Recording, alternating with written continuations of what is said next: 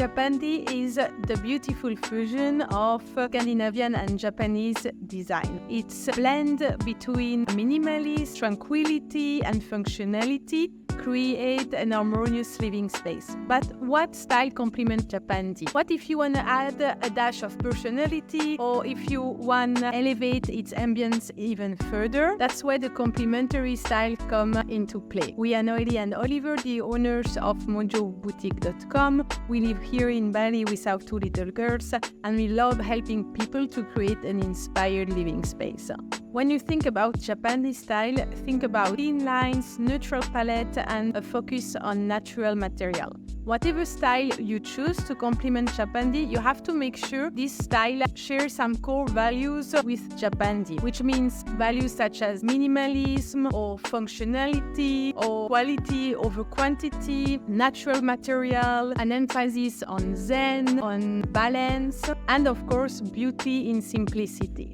So the very first style that come up is Boho minimalism. Let's dive in quickly to Boho minimalism first. It's all about embracing simplicity, which is the common trait with Japandi, and infusing a touch of personal flair, of artistic flair, that bohemian side to it. So think of clean lines paired with earthy tones, for example. Incorporating elements of Boho minimalism can add character and warmth to your Japandi. The Japandi style often is very much characterized a bit of rigor and symmetry. You can add a bit of the artistic side of the minimalist without overdoing it, so stay with the Boho minimalistic side that it fits in very well. So think of textile, which is a good element to add some textures or layers. It's good to even add several layers of textile to give it that coziness and warmth characterized by Boho minimalism. Or also with plants. A strict Japandi style may have some plants, and they again within that symmetry or strictness, and if you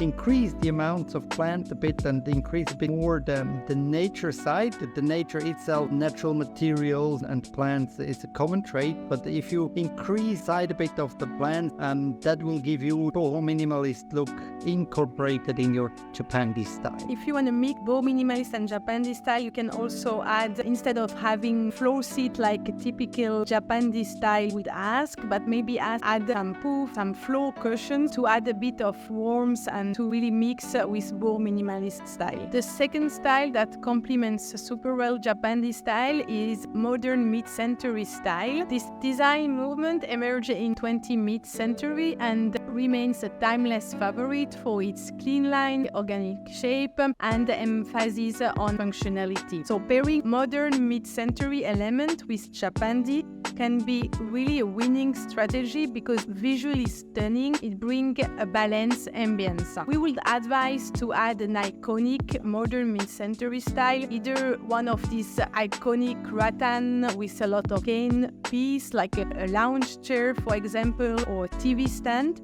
So here the common characters are once again the natural materials, but also the clean line. So when you choose a modern mid-century piece, choose materials such as teak wood or walnut wood or rattan wood to make sure it has really this natural look. So avoid to use composite wood. It doesn't go well with Japandi because it doesn't really emphasize on natural material. Yeah, and the quality, of course, if you come with composite wood furniture and you kind of break the philosophy of quality within the Japandi movement. You also break the philosophy as such, or the style as such, of modern mid-century, because all this craziness about composite wood came later, and so it's really better to have only a few pieces of, or maybe just one modern mid-century and only a few pieces of Japandi. So also to respect this value of quality over quantity. So you also find this nice balance that you are looking for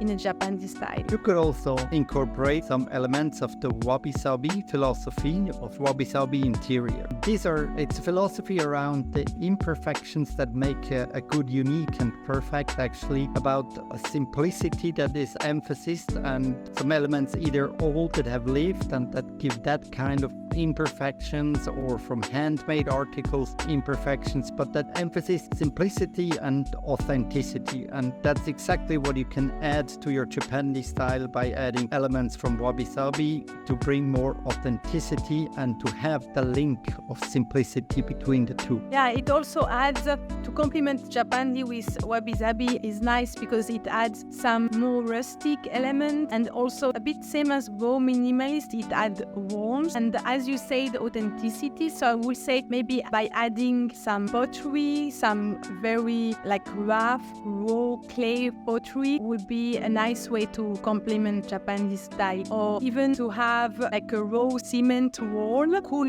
which is quite wabi-sabi, can also add a bit of personality toward the Japanese style. Or some decor like woven basket that really where the handmade aspect to it is visible. These two styles also have a deep connection with nature. This is another core value that they share together. With wabi-sabi, it's more the idea to really have a connection of the inside with the outside, like it's really like one element together. It also enhances the ambience of a Japandi interior. So in conclusion, Japandi is all about finding whether you choose to complement it with a Boho minimalist style, with a modern mid-century, with a wabi-sabi style. The most important is to create a space that feels balanced to you, that feels peaceful, and that also reflects your own personal taste. We really hope you liked the video. Thank you so much for watching and see you next time. Bye.